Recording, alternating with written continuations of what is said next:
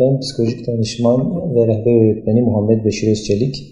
7-8 yıldır bu alanda çalışıyorum. Bir insanın ilk doğduğu ve aslında ilk eğitim gördüğü ailedir. Bundan dolayı da aile bu anlamda en önemli. Eğitimin de en kritik noktasında yer alır. Çocuk doğar doğmaz bir dünyaya gözünü açar açmaz tabii ki bir anne babayla karşılaşır ve okula gidene kadar 7-24 bütün eğitimini aile tarafından verilir. Ama eğitim sürecine devam ettiği sürece de tekrar aile. Çünkü hemen hemen günün belki 1/4'ini okulda öğrenir ama kalan 3/4'ünü gene aile içinde verilecek eğitimle görülür. Buradaki eğitimden kastımız tabii okuma yazma falan değil.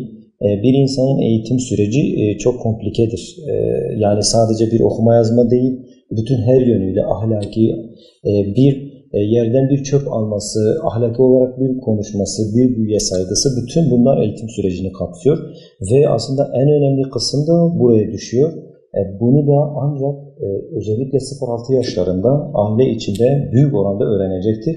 Bundan dolayı hepimiz ya da herkes klasiktir, aile içinde verilen eğitimin çok önemli olduğunu söyler. Evet, şimdi biz bazen söylüyoruz, aileler geliyor, onlarla konuştuğumuzda yani sadece eğitim bizde bitmiyor. Burada evet okulda vereceğimiz disiplin var, belli kurallarımız var. Fakat aile içinde verilecek bir disiplin, bir düzen öğrencinin başarını çok büyük oranda artıracaktır. Örnek verecek olursak ev içinde öğrencinin ne zaman ders çalışacağı, ders çalışmanın ortamı, bütün bunlar disipline şeklinde edilmesi lazım. Bu yapılmadığı zaman bir anda yani sürekli gelen misafir, sürekli bir yere gitme, yani aile içindeki o düzensizlik çocuğun başarısında büyük oranda etki edecektir. Bu durum şöyle açıklayabilirim. İlk başta böyle bir hafta böyle bir avantaj gibi gözükebilir. Küçük olsa bir başarı artırır ama uzun vadede maalesef çok başarısızlığa yöneltecektir.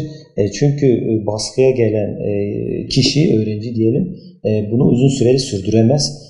Biz de insanız, duygularımız var ve istemediğimiz yönde birileri bizi zorla böyle bu şekilde yönlendirdiği zaman maalesef buna kaçabiliyoruz. Bundan dolayı baskıyla değil aslında güzel bir şekilde hatta onunla beraber çalışarak yapılacak eğitim çok daha etkili olur uzun vadede. Şimdi ders çalışma alışkanlıkları tabii ki özellikle öğrenci açısından düşündüğümüzde öğrenci sürekli bir düzen olacak. %100 bir program uygulandığı zaman %100 uygula demiyoruz. Yani örnek veriyorum hiçbirimiz belki %100 uygulamayız ama %90, %95 oranında uyguladığımız zaman gerçekten çok etkili olur. Bu yani öğrenci açısından sürekli bu olması lazım. Hele ki yani motivasyonu düşündüğü bir şey olduğunda profesyonel bir destek alması, bir rehber öğretmen, diğer bir hocayla görüşmesi çok elzemdir, önemlidir. Eğer ki kendi kabuğuna çekilirse maalesef orada kaybolur. Aile açısından geldiğimiz zaman da aile de bu konuda yani bir gün örnek veriyorum denemesi kötü geldi, sonucu kötü geldi. Hemen orada kızıp sonra bir gün sonra aynı şeye dönüşmemesi lazım. Diğer gün bir bakıyorum aile hiçbir değişim olmamış. Tekrar o eski şeyine devam ediyor. Ama aile ne yapacak? Sürekli bir disiplin olacak. Öğrenciyi sürekli o programa tabi tutacak. Hatta kendisi onunla beraber çalışacak. Belirli bir yerde olacak. Bütün bunun ailesinin yapması gerekiyor. Eğer bunları yapamıyorsa ve bir başarı bekliyorsa maalesef o konuda yanılıyor olacak. Yani. Şimdi şöyle bunu gerçekten bu çok önemli bir mesele.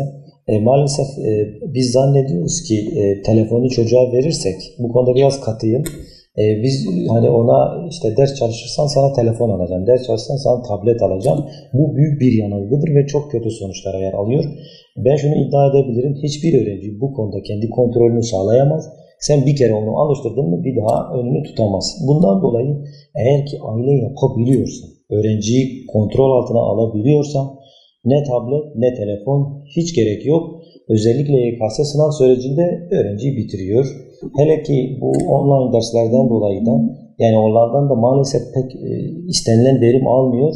Çünkü artık pandemi dönemi de bitti. Onun verim almadığımızı artık anlamaya başlıyoruz. Canlı dersler yani böyle canlı kanlı sınıf ortamında öğrenilen şeyler çok daha önemli. Onun için öğrenciye kanıp bazen işte oradan dersi dinliyor meselesine geçmemesi lazım. Bu konuda net öğrenci bu kuralı deliyor. Çünkü hiçbirimiz kendimiz için de konuşalım. Maalesef o telefona daldığımız zaman kendimizi kontrol edemiyoruz. Hele ki birini alıştırdığın zaman bağımlılığa dönüşür yani. Bunu bizzat ben çok şahit oluyorum. Yani öğrenci başarısız olduğunda bazen anne babalar öğrenciden daha çok üzülür ve bazıları ona çok daha fazla tepki gösterir. Bu büyük oranda yanlış. Çünkü çocuk anne babasına bakıyor. Ona göre yüzü şekilleniyor.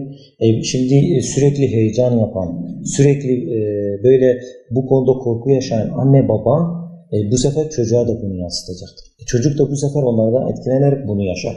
Ama anne baba bu konuda daha böyle rahat, şöyle rahat yani disiplinli ve ne yapması gerektiğini bildiği zaman bu sefer öğrenci de kendini ona göre ayarlar. Ama anne baba heyecan yapar, ondan sonra ona kızarsa sürekli maalesef bununla karşılaşıyoruz.